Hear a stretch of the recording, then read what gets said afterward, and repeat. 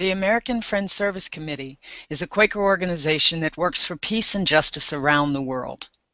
We have worked on U.S. immigration issues since 1924, when we became aware of the heartless consequences to American policy, which excluded Asian immigrants and set strict quotas on Italian, Eastern European, and other groups deemed undesirables. For 9 decades of work on immigrant issues, we are convinced more than ever that our Quaker belief that we are all God's children, that there is that of God in everyone, is important to hold up in this moment. Welcome to Boots on the Border, an American Friends Service Committee Google Hangout on air. Today we'll be discussing immigration policies and procedures that have created a human rights disaster on the U.S.-Mexico border.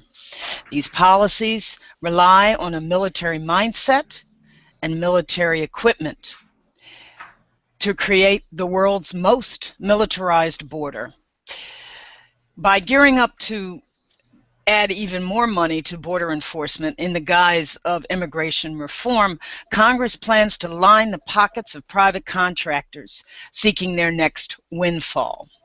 What's at stake here is more than simply one border.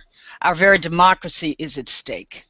Today we are being joined by 4 AFSC experts to discuss the implications and impact of these policies.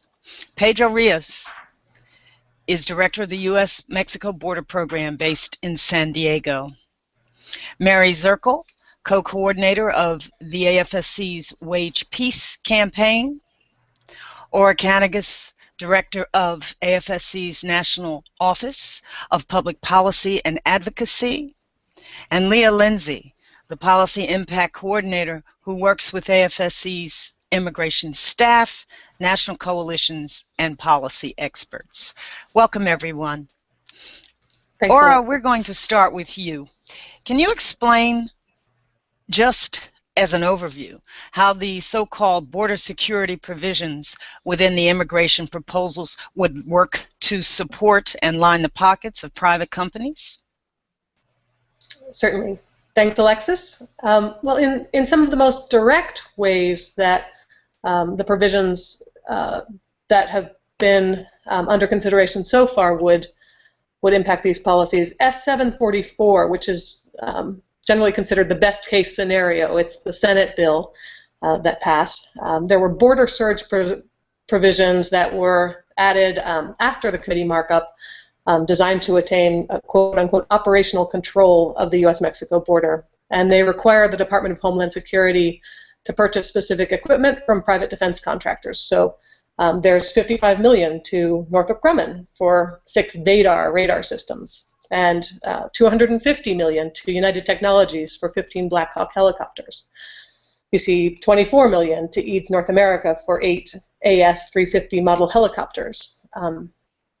And physical equipment is only one way that private companies stand to directly benefit from this piece of legislation.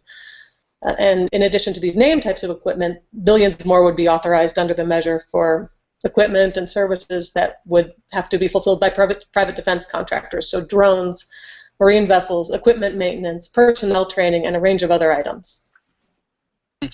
Leah, what does this mean for those of us who are concerned about spending all this money, more money, at the border?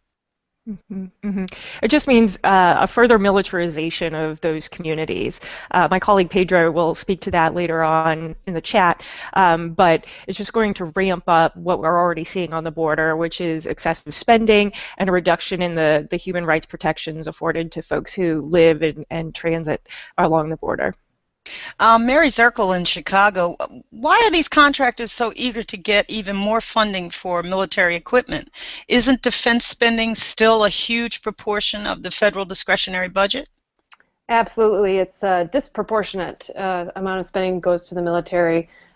Just about 57% of our overall discretionary budget goes to the military, but you know, the wars in Iraq and Afghanistan are winding down, and there were sequestration cuts over the last year of $550 billion over 10 years to the Pentagon budget, And just since March 1st, they've had a $42 billion cut, which is a drop in the bucket. However, both the military sees the writing on the wall, and they're trying to gin up fears that we're going to have to enter another war at any moment, and that we don't have the capacity to wage one. But the contractors are definitely also seeing the writing on the wall, and they're trying to figure out what to do, and they're looking for revenue streams, and they're looking at Homeland Security and the internal security market as a growth industry. So that's where they're setting their sights, and really the Department of Homeland Security has kind of become a mini Pentagon. Very interesting point. To those of us who've joined us, we'll be taking your questions now and throughout the Hangout. If you go to the screen on your right, you'll see a box where you can send your questions. We already have a couple lined up, but I wanted to hear from Pedro at this point. Pedro, we consider this situation on the border a human rights disaster, and we have documented evidence of the violations and abuses, particularly by the border security. Allegedly border security, border patrol agents in particular. Could you fill us in a little bit on the border patrol abuses? Sure, and historically I think it's important to point out that the border enforcement operations that have been in place precisely after the IRCA Law of '86 really exacerbated the projects that proposed to militarize border communities and how border enforcement operations in general were conducted. So we saw an increase of strategy that was embedded and developed together with the Department of Defense that attempted to control the migration flows and to influence the migration flows and pushing them into much more treacherous terrain. So in the early 1990s, we used to see the migration flow that would come in through urban centers such as San Diego, where I live and work. However, post-1994, after the implementation of Operation Gatekeeper, many of these operations then pushed the migrant flow into much more dangerous remote areas. And so then we saw an increase of migrant deaths resulting from people who had to make that very difficult trek from Mexico into the US, and sometimes crossing for 4 or 5 days in very extreme temperatures, very extreme weather, and being subjected to the elements. Together with that, the lack of accountability, the lack of oversight mechanisms in place, and we can't hold then agents, Border Patrol agents, and CBP agents in general accountable for their actions. So over the past couple of years, we've seen documented cases, and in one instance, the group No More Border Deaths documented in one fiscal year over 32,000 cases of abuse, ranging from not providing appropriate food and water to migrants that were detained, to actual acts of torture where people were placed in stress positions in the Tucson sector and not allowed to make calls to the attorneys. So it runs a gamut of different types of abuses that have taken place, not including, over the past 3 years, over 20 documented cases of Border Patrol-involved shootings or beatings that have resulted in death, some of which have been cross-border shootings where Border Patrol agents have shot into Mexico and have killed would-be migrants or residents of Mexico while they're being shot at. That brings us to one of our first questions from a participant. This is from Janet in Illinois. I'm sure you have this on your website, but I'd like to know the current cost is for all the personnel, arms, the wall, the fence that are being used right now on our southern border. And the second part of another question from Tom has to do with the transparency and accountability you just referred to, Pedro. How can we hold Border Patrol and other border agents accountable for the tragedies you just mentioned? Yeah, so perhaps I can begin then and address the first question briefly, and perhaps someone else can take it on from there as well.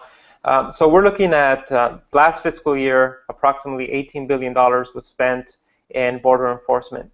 This doesn't include maintenance. For instance, every mile of border fencing ranges between $7 to $19 million, not including maintenance. So it's quite probable that maintenance of border walls on the western side of the U.S.-Mexico border, where the wall reaches the Pacific Ocean, has to be repaired more regularly because of the effects that the salt water has on the metal that makes the border wall. And so it's more money. If you put that together, more money than many other federal agencies put together, including the DEA, including the FBI, and other agencies. So it's well over the amount of money that could range on the irresponsible in terms of how much money is being spent at this point. I can just add that the Border Patrol is part of Customs and Border Protection is part of Department of Homeland Security, and we do taxpayers spend $6.82 million every hour on the Department of Homeland Security since 9/11. Wow. Can we imagine what we could do with some of that money to help fund our schools? Can we imagine what we could do with some of that money to give health care to veterans of the wars? And I would add that what we could do to actually address the real problem, which is economic insecurity, economic needs for people to make ends meet. And we've invested in the wrong set of tools for addressing people's fears about what immigration means in their communities. The border didn't even have a physical wall until I believe that it was in the Clinton administration that the tall wall was built, and it's basically an invented need that we are now pouring billions and billions into. Wow. Interesting what we choose to spend our money on, isn't it? Another part of the question has to do with the transparency and accountability questions that came up. Pedro, you know more than most the struggle that has taken place to try and establish some accountability for Border Patrol agents, especially in the wake of tragedies that have actually cost them the lives of some of their own. Can you talk a little bit about what has been happening to try and get transparency and accountability? Sure, and again, a little bit of context. The Border Patrol is roughly over 21,000 agents, 85% of which are designated to the U.S.-Mexico border. What we've seen has been that there's a high turnover rate in the Border Patrol. Supervisors aren't as well equipped or trained to deal with incidents that take place on the ground. We've seen friendly fire incidents where Border Patrol agents have been shot by their own. As a result of not the right amount of coordination, we've seen unaccountability in how drones are currently used along the U.S.-Mexico border. So all this points to the question that I think the person asked is, what can we do? We've been advocating for the use of lapel cameras, which has been a growing trend in law enforcement agencies to ensure that the agents who are out on the field are held accountable for their actions. Unfortunately, there have been incidents where cameras have been in place and have documented very violent episodes that involve Border Patrol agents. But we do hope that by the use of lapel cameras, by providing more appropriate human rights training, then perhaps Border Patrol agents and CBP officers in general might be less likely to be involved in these types of violent episodes and might be held accountable for their actions. Thank you, Pedro. Let me point out, folks, that 21,000 agents is more than the combined police departments of the city of Philadelphia and Seattle, plus I think more than Chicago as well. So the next time somebody says, let's have a tax cut so we can have more jobs, we've already created quite a few jobs, but only in the one sector. We have another question, but before we go into that, would you all please tell me where you're listening in from? Send us a note. Let us know by chat or by tweet where you're listening in and participating from. So I'll hold this question and go to another one. Leah, we were discussing how the current proposals in Congress would funnel tons and tons of money to certain selected companies. Can you talk a little bit about how we know that those companies got that kind of special attention? Absolutely. It's a really good question. We get to this information courtesy of the Lobbying Disclosure Act, which requires entities to register with both the House and the Senate what issues they're lobbying on and how much they're spending for those efforts. So in the case of S744, the bill does reference particular items, and with that you can connect their manufacturers. So through looking those up, we were able to find, and this is based on documentation provided by the corporation's own lobbyists, that during the time in which S744 was being discussed, these corporations were putting massive amounts of money into lobbying efforts to partake in the conversation that influences and involves their industry. So by looking these up, we were able to ascertain that during the most important dates in which S744 was being deliberated and during its actual passage in the Senate, between the dates of April 1st and June 30th of this year, these three corporations combined spent approximately $74,000 per day on lobbying activities. Whoa, hold up. $74,000 a day? That's correct, during this 191-day period. And that's just a snapshot in time. There are other activities that aren't required to be disclosed. And so what we're seeing is just the tip of the iceberg. Yeah, there are other forms of corporate influence that aren't even readily apparent. So both Republicans and Democrats are deeply implicated in this, but I'll give an example of Senator Marco Rubio.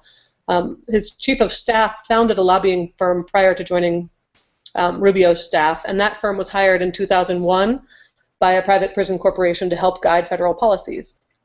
That staffer continued to receive payments via a buyout agreement since coming to work for Rubio, and Rubio was one of the most prominent Republicans working on immigration reform, and he took campaign contributions from private prison companies, including the one his chief of staff had worked for through his lobbying firm. In addition to accepting money, he's also pushed for immigration reforms that include expanding a program allowing for criminal prosecution, detention, and deportation of undocumented immigrants. Those are policies that funnel immigrants directly into detention centers that are operated by for-profit corporations. So you see the cycle of how policy is being influenced for profit rather than for addressing the actual issues which drive public attention to immigration reform as a concern. Thank you. That's important. I'm still stuck on $74,000 a day just between that period. That is more than the median income of a family of four in the United States, which boggles my mind. We have another question, and let me encourage you again, please, to send your location, where you're listening from, to AFSC in the chat box or by tweet at #CIR. We have a question to Pedro. Could you describe what the presence of this Border Patrol looks like on a daily basis? And how far from the border do you actually see agents? That's a really good question because it begins to address some of the issues that were being addressed in the Senate legislation insofar as how border is defined.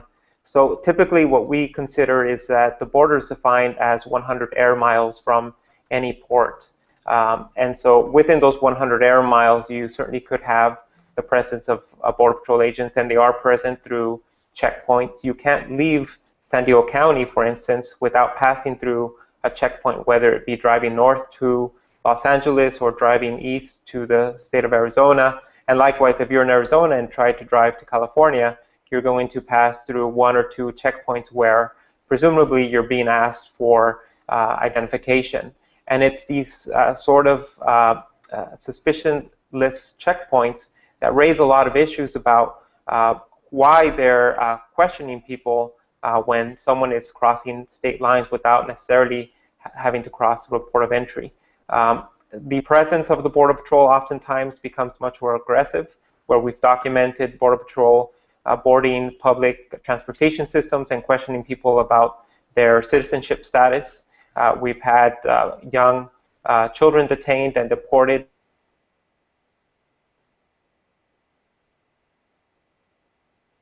It is almost unimaginable to think of yourself on a bus trying to go do your shopping, and some guys in uniforms get on the bus and demand your papers, basically. It is beyond my understanding, anyway. Okay, so here we have another question. People are listening in and watching from Indianapolis, Philadelphia, and Pasadena. Wow, pretty cool. That's always good to know. So we have folks from these places listening in today. So why should somebody who's living in Indianapolis, for example, care about what is happening, these abuses we're talking about on the border? Mary, you want to? Yeah, sure. I mean, I think there's a number of reasons. I mean, one thing is that, you know, we have corporate interests determining policy, and that's bad when it comes to our foreign policy, and we see the set of tools that depends completely on military solutions because of the influence of defense contractors. And it's also bad with immigration policy. You know, as you saw the money trail that Leah and Ora outlined. And I think that's of concern to all of us. We've seen how it's failed with our foreign policy. We can see now that it's not working with our immigration policy. But I think the other thing is that you know, it's the budget trade-off argument. What else could we be spending this money on with positive solutions? We have, you know, here in the Chicago office, we have a great group of immigrant youth that work with one of our programs, and they made that great video that's on the AFSC webpage. I hope people will take a look at it. And it's for the If I Had $1 Trillion Youth Film Festival, because they're saying we don't want all this money spent on border militarization. We'd rather have it for education and for healthcare for our communities. And so I think that that's a really important thing for us to look at. Should we be spending, you know, all this money on the Department of Homeland Security? Very good answer. Very good point. I would like to have a little bit more depth in the question of just what are we not spending money on if we keep increasing money for Homeland Security? What do we lose by this, Mary?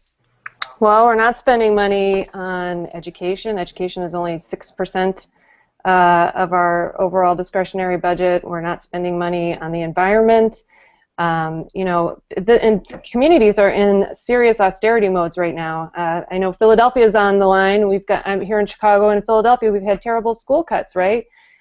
School closings, and no teachers in the arts, no counselors in schools. And again, we tend to use this toolbox of looking at military solutions, spending money. If we are spending money, we're spending them on cops in schools instead of counselors. So I think that's definitely an issue. Mental health clinics have been closing in Chicago. You know, people are just looking at serious austerity programs in their cities at the local level, but also we looked at all the cuts that have come through sequestration to the SNAP program to, you know, healthcare, and I think it's clear that we need to invest in our local communities and in what helps people thrive and grow. Right, and this pocket of spending is also part of a broader tendency to sort of drive public fears towards spending on the wrong tools to address the wrong problems. I think our work on the shared security document that addresses foreign policy issues, also we're looking at applying to domestic arenas, and this is a big one where the solutions here are solutions that improve improve the lives of ordinary people in the U.S. and Mexico, that are, you know, about economies that benefit people and are not so heavily tilted toward benefiting corporations. Instead of investing in a shared security and investing in a situation where we can all provide for our families and have, you know, and know that we, you know, have a sound education for our kids, know that we have health care. we're pursuing investment in a set of sort of boogeymen. There's not sort of an army waiting outside our southern border to invade and steal jobs. It's just it's a myth, and you have a number of groups that benefit from perpetuating that myth, but the public ultimately owns their votes, owns their own votes, and I think we often can get to a state of despair to say, the situation is just so messed up. I mean, Congress is a disaster. This can never be fixed. But the ultimate way it can be fixed is by an informed public stepping up and saying, no, this is not how it's going to go, and voting with an informed conscience. Can I mention one other thing, Alexis, in terms of why people not on the border should be concerned about this issue? I think going back to this idea of the wrong set of tools, we really need to look at the use of drones along the border, and Pedro mentioned it earlier too. But that's a tool we've been using a lot, in our foreign policy, and it's also happening on the border. Again, an unarmed Predator drone, which is made by General Atomics, costs $18 to $20 million a piece, not including contracts for the operators and maintenance of the drones. And so that's money that's being spent, and there's no accountability over that program to see if it's actually even cost effective or what it's doing. It was just kind of like lumped over there, just saying that this is something that we were using in our foreign policy and we're going to use it on the border. But we're not at war with Mexico, right? So why is that the tool that we're using? And I think that we need to look at that. What's happening on the border is probably something that people will see in their cities across the country, not on the border later on. It's Department of Homeland Security. They may use that in other areas too.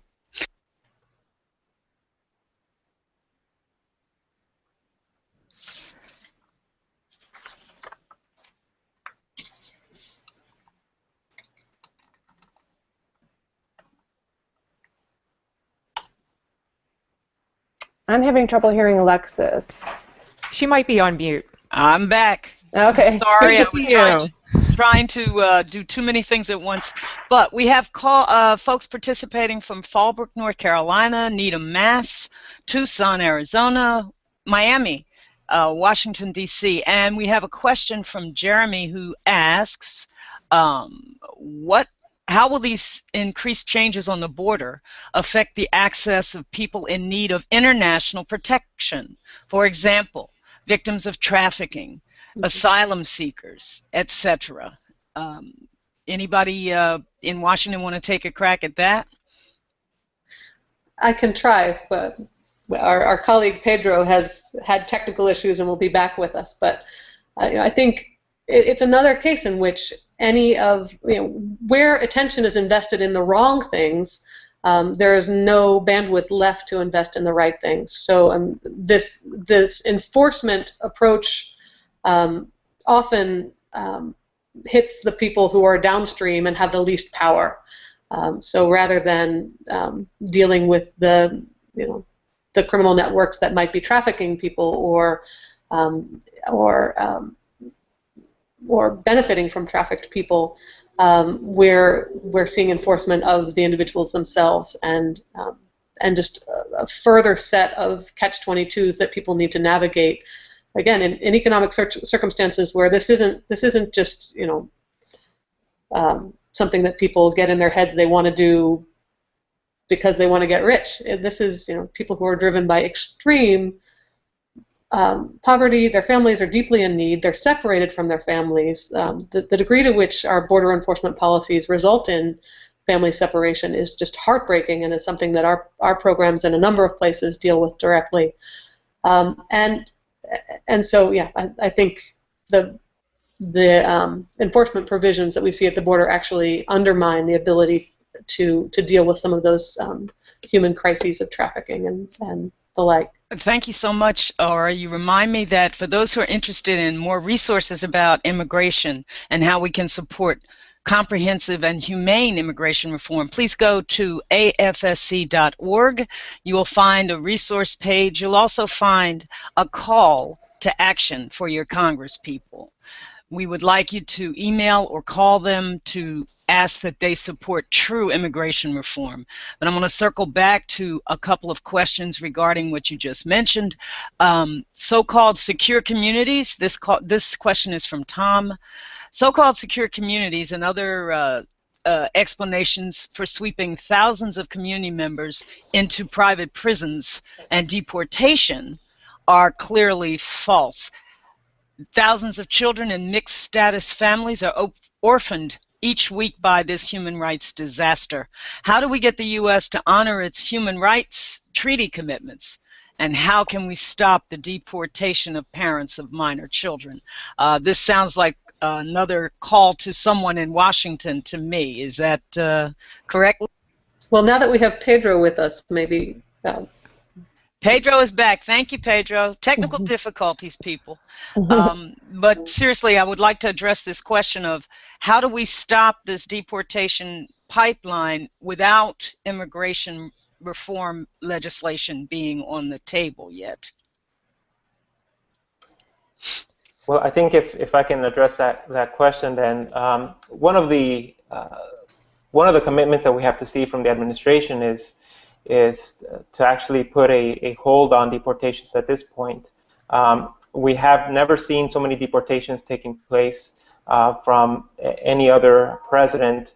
The number of deportations have already exceeded 2 million, and so this means that there are many parents who are in Tijuana or are in other parts of Mexico or in other parts of the world who are not seeing their children any longer. The traumatic effects are just compounding, and so we need to see a commitment from the administration to put a hold on deportations until immigration reform gets through, and not just any sort of immigration reform. It needs to be an immigration reform that's committed to the principles that we uphold in a democratic society. It needs to be an immigration reform that upholds the basic dignity and respect that we all strive for in a society that should be framed around human rights principles. Excellent point. We have another question here.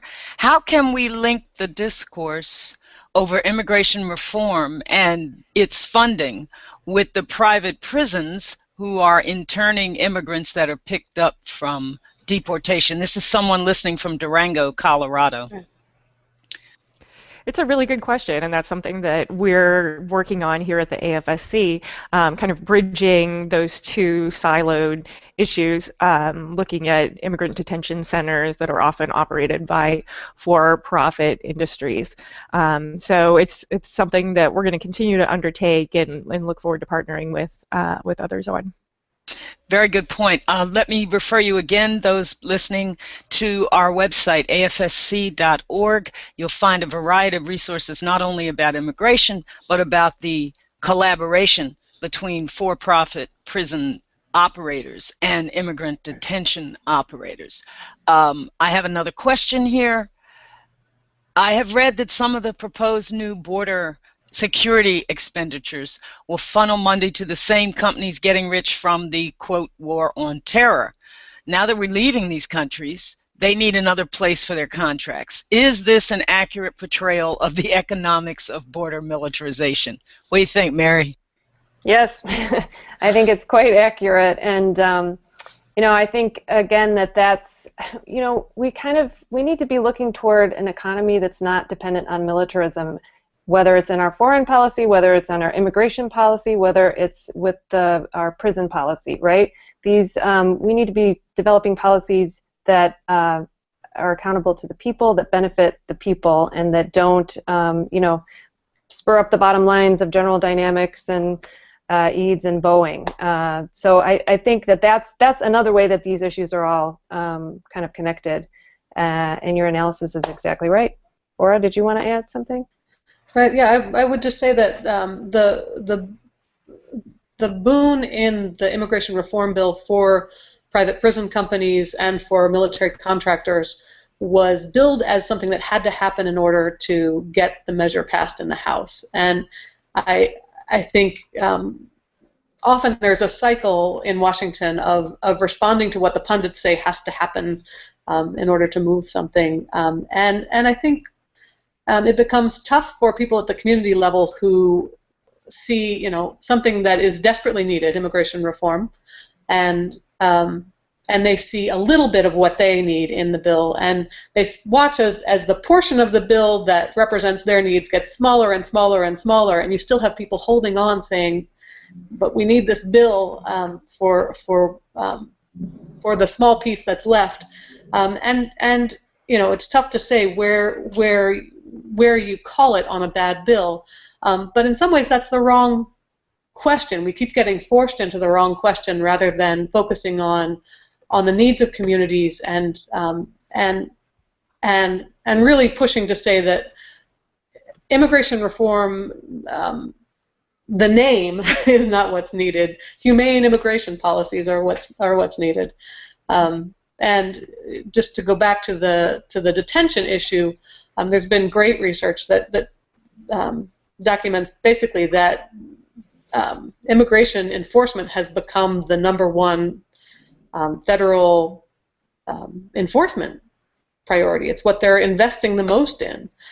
So when you think of all the things that we could be that we could be addressing, is it really this that we need to be investing the bulk of Justice Department resources and other important resources that could be focusing on other problems that affect people's lives. Thank you, Ora. We have another question from David, who wants a little bit more about shared security. Again, the border enforcement fixation deals with symptoms and completely misses the source of immigration pressures, especially rural poverty in Mexico. I would like to share with you, David, that we have a document we called A New Path, which is our principles for humane immigration reform. And one of the key steps in those 7 principles is addressing the global economic pressures that make people migrate. Pedro, you've been face to face with that in many ways. Can you describe how that plays out, perhaps in the story of one immigrant? Yeah, so we had the misfortune of having to document the case of Anastasio Hernandez Rojas. He was a 42-year-old man who had been living in the U.S. for many, many years, for several decades, and father of 5 who on Mother's Day in May 2010 was detained by the police and then eventually handed over to the Border Patrol. The Border Patrol deported him.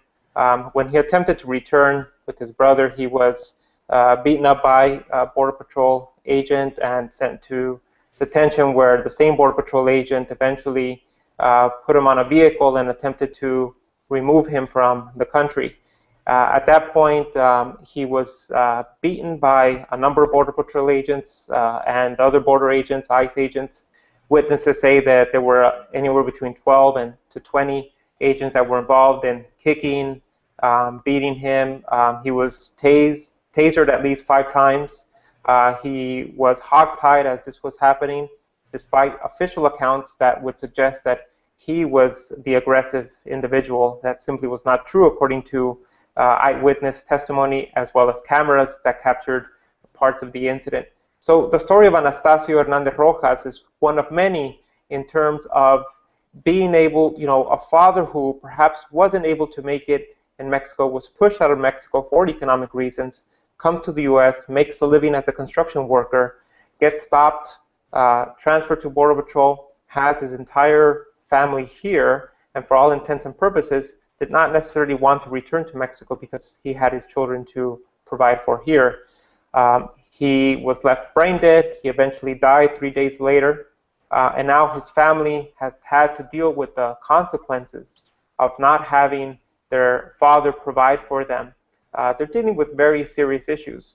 And we have documented many other cases that are similar in that instance. Obviously, Anastasio's case is extreme, but there's still no justice in his case. There's still no resolution.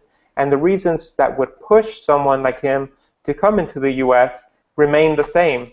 There are many people who make that very difficult but dignified decision to feed their families, to provide for their families back home, and they have to leave everything they know in order to enter a place where they don't know the language, they don't know many of the customs, and have to deal with this type of aggressive behavior by a state agency. Thank you, Pedro. Let me just point out, to flesh out the answer to the gentleman's question, the AFSC has a history of Quaker work in Mexico going back to 1939, and in the South and West and the West since the 1950s. We documented in a series of reports starting in 1970s the issues regarding the economic forces that drive people to leave their homes. Some of that, I would hope, is sort of common sense. If you can't feed your family where you are, you're going to go where you can. That doesn't mean you don't want to be reunited with them. We have another question. How do we restore safe passage for family and workers who are coming to this country because of economic pressures? How do we restore safe passage for them? By safe passage, I'm assuming the questioner means some new kind of work document. I'm not quite sure. Leah, is there something that would address the question of guest workers in these proposals? Yeah, guest workers is definitely discussed in most of the bills that have appeared before Congress. They all have differing measurements and provisions contained therein, but they do speak to the issue of guest workers. And here at the AFSC, that's an issue close to our heart and something that we work on a regular basis. And our perspective is that, as enshrined in the Universal Declaration of Human Rights, the right to work should always be protected. And so by limiting the ability of individuals to have gainful employment, particularly through the use of E-Verify, which requires that an individual's immigration status be checked before they're able to be hired by an employer here in the U.S., that's impeding with their right to make a livelihood and support their families as they see fit. And so also in terms of the safe passage question, we've also talked about building up the infrastructure at ports of entry so the waiting times aren't as long. But as Pedro had mentioned, my biggest concern, and I feel like I'm not the only one that's concerned about this, is the conditions that people are forced to endure when they cross the border through the desert or through non-ports of entry. The conditions are so harsh and so challenging that folks regularly pass away and have real difficulties in surviving that terrain. So I also wanted to highlight the fact that safe passage is very much a real issue. Thanks a lot. One of the points that we made in an op-ed that CNN ran earlier this spring is that economic progress for immigrants means economic progress for everyone, that all workers deserve certain basic human protections, and that whether you're coming from Mexico or Guatemala, you need and deserve the right to work with dignity. We have another comment and a question. Does the AFSC work with the ACLU, that's the American Civil Liberties Union, in California or Arizona? They are doing great advocacy and litigation for immigrants against ICE, which is the Immigration Customs Enforcement Agency, and the Border Patrol. I can tell you that, yes, we are partnering with the ACLU in Arizona on different issues, not necessarily directly connected with immigration, but we are working with them to limit prisons, the rebuilding and building of prisons operated by private operators who, of course, are still counting on a flow of undocumented immigrants to make their profits. I can also mention that AFSC is partnering with the ACLU and the Bill of Rights Defense Committee looking at the use of drones domestically. Yes. And locally in San Diego, we've collaborated with the ACLU specifically on immigration policy related to the state of California. Cross-border-wide, we've worked the ACLU out of New Mexico, and the collaboration that the Southern Borders Communities Coalition that has essentially done a lot of advocacy work on accountability and on enforcement issues in terms of how Border Patrol conduct themselves. And so it's definitely a collaboration that we enjoy and that we find to be very fruitful in our work. It's a very good point. I have a question for all of the panelists. Why are these proposals on so-called immigration reform particularly dangerous to tack on to immigration reform? What costs do these possibly inflict on our democracy? I can take a first crack at that. As a student of political science many years ago, one of the things that is most important to me is having access to influencing policies that directly impact me as a DC resident, as a human being. And so for me, one of the most concerning elements of what we're talking about today is the chilling effect that this has on the ability of everyday folks like you and me to engage with our legislators and policymakers. So because we don't come with a check in hand, we come as normal folks and regular people, the checks that other folks may carry could dwarf my ability to engage with my policymaker. So that's something that is really important to me. Okay, how about you, Aura? I think in addition to some of what I spoke to earlier in relation to sort of the wrong tools for the wrong problems and overriding people's individual needs, I think this really capitalizes on the pain of people who need a solution to incredibly broken policies that hurt families, that hurt individuals who've been here for decades. And that don't address the underlying economics of the situation. So you're tacking onto a vehicle which had new life because of the turnout of Latino voters and other groups who were concerned about immigration reform and said this needs to be addressed now. And suddenly you see that instead of the kinds of provisions that would actually address those needs, more pork for military contractors, more investment in so-called security, more detention beds that then need to be then create a market that needs to be filled with new detainees, more and more aggressively pursued. It's just so much of a co-optation of the hope and desire of so many people for a more just system. Good point. Very good point. Mary, you have anything to share on that point? Yeah, I mean, I totally agree with what they're both saying. I think that the other thing that becomes frustrating, you see people feel like they lose their sense of agency when they're faced with people lobbyists spending $74,000 a day to create policy, right? So that's one issue. But I think the other thing is that I just want to pull out as we're looking at this corporate influence question and how it endangers our democracy. The argument that's always put forward is, oh, but those create jobs, and that is true. But our workers and our people in our country, we deserve an economy that's not based on those jobs, right? What about putting money into sustainable jobs, green jobs? And I think that the other issue is that money isn't really going to the lowest factory level workers, right? When the billions of dollars that are being spent are often going to huge CEO salaries, $20 million for the Lockheed Martin CEO. And so again, it's like the people in communities are not benefiting from these policies at any level, and I think that's definitely endangers our democracy.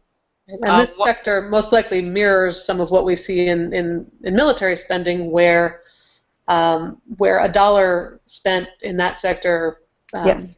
goes so much less far than it does in transportation and education, where you can get many more times the jobs from the investment.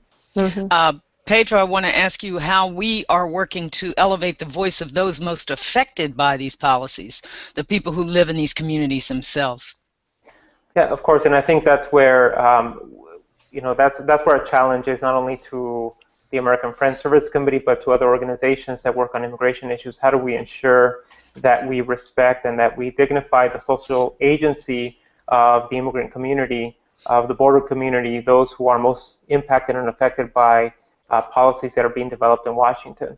And so social agency for us is the main factor, ensuring that those who are most affected are making decisions and offering proposals for how to improve their lives, whether it be in the border region, whether it be in any other part of the country where immigrants live and reside and work and contribute to what makes their communities great. And so providing the mechanisms, providing the cultural space, the economic space, the political space for political participation is the most effective way to ensure that we're not only being respectful and ensuring that people have a say, but also that solutions are being brought forward from those who are most marginalized and most affected by laws that are coming from Washington. Very good point. It is interesting to watch how the communities have reached a fever pitch of public demonstrations throughout this year in particular.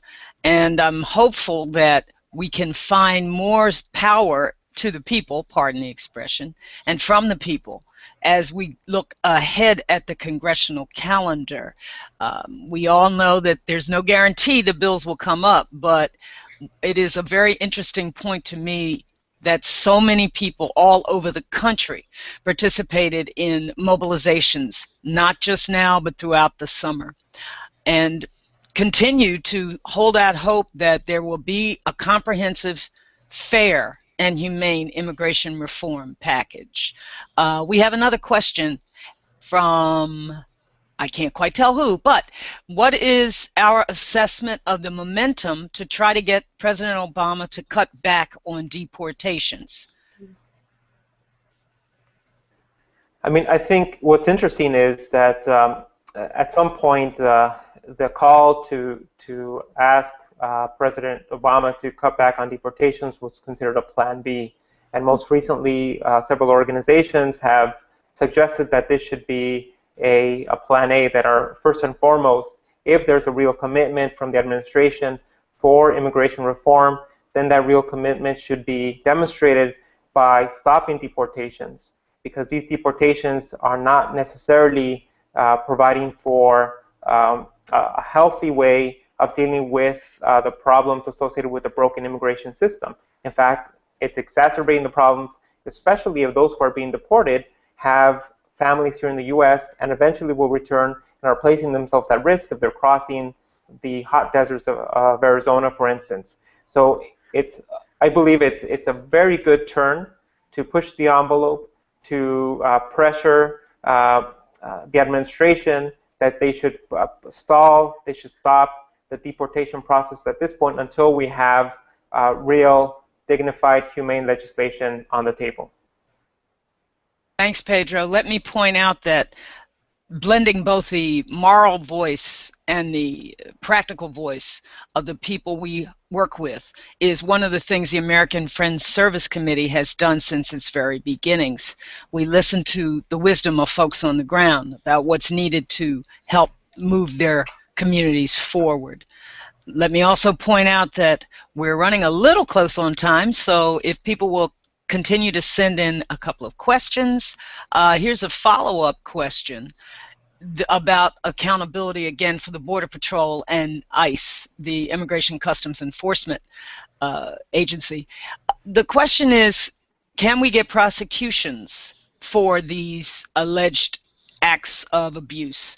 The case that you mentioned earlier, Pedro, my understanding is that some Congress people have actually pressed for accountability and a full investigation of that case. Can you recap that? Yeah, so members of Congress wrote a letter to the Department of Justice essentially pointing this out, that there have been a series of cases that have been unresolved, one of them being the case that I mentioned on Astacio Hernandez Rojas, in which there seems to be impunity, seems to be the practice along the borderlands with the Border Patrol.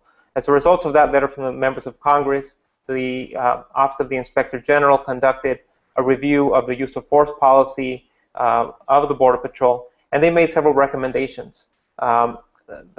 the domino effect then was that CBP most recently, about a month ago, acknowledged that they indeed need to review their own policies because many of their agents are not equipped, are not fully trained to understand how or when they should use force. And so that is a good point in terms of the direction that we need to go, but there's still a lot more that needs to be done in holding agents accountable for their aggression, for their acts of violence. Question of prosecutions raises an interesting side note. To prosecute, you need witnesses usually, and one of the questioners points out that some people who may witness these abuses are afraid to come forward because of their lack of status. What about that? Yeah, certainly there is still a lot of fear in along border communities, precisely when there is a large presence of Border Patrol agents. But we still urge people to document, to denounce acts of abuse by federal agents. It's a real way of trying to get to changing policy that would have larger impact for everyone. Very good. We have another question, and I'm going to read it as it was sent. Please address the so-called political reality, in quotes, that says any immigration reform compromise hinges on so-called, quotes, border security. What about that, Ora?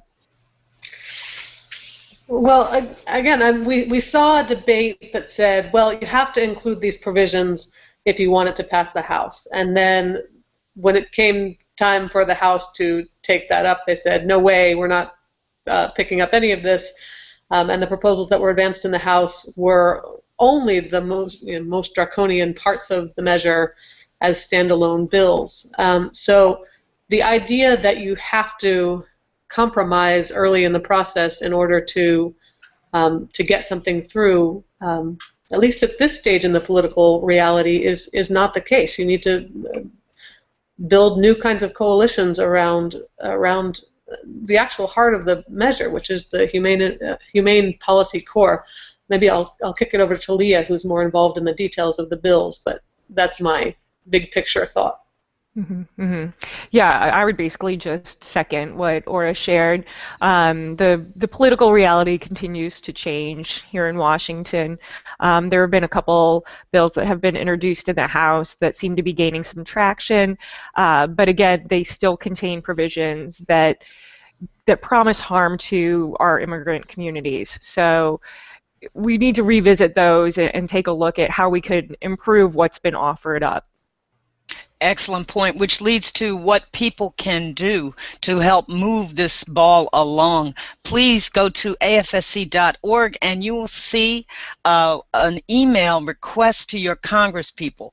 By the way, Congress will be in recess for a fairly long period of time. I believe they're leaving today and won't be back for a week. So if you don't want to email them, you could certainly go to their district offices. And if you are a member of a faith community, AFSC.org has a resource called 5 Things Your Congregation Can Do to Support Immigration Justice. I am going to call time at this point. We're running a little tight. If you want to hang around a little bit longer, folks, that's great. But we're getting ready to end the session. Any final thoughts from our panel about how we can ask the Congress that we elected to provide humane?